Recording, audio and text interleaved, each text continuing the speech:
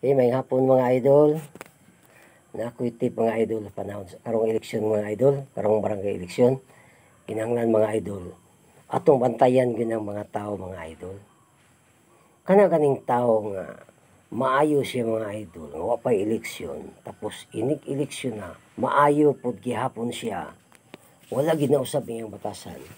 Kana mo'y angay na tong botohan. Pero kana ganing mga tao nga panahon sa eleksyon, perting mayuha. Unya inig-abot sa wa na eleksyon, labi nang nakalingkod na. Nya, maglubos na kagduol, kana, di na nato ibalik og boto. Wa na'y ayong pagkatao mga idol. Ang atong butaran karon, kanang mga tao nga naibaruganan. Para sa na kana karon. Perti niyang pati ang batasan mo pa eleksyon. Unya, pag-abot sa na eleksyon, bati lang siya siya batasan. O kana na siya baruganan. Kana pwede na tong butaran na siya.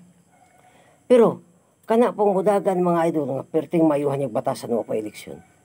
Pag kanang nana eleksyon, perti po gihapong mayuhag yapon.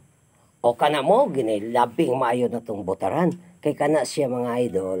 Kasaligan, maunay tao nga gipangita nga mo asinso nga atong barangay mga idol. O kana lang mga idol. Approve mga idol? Okay.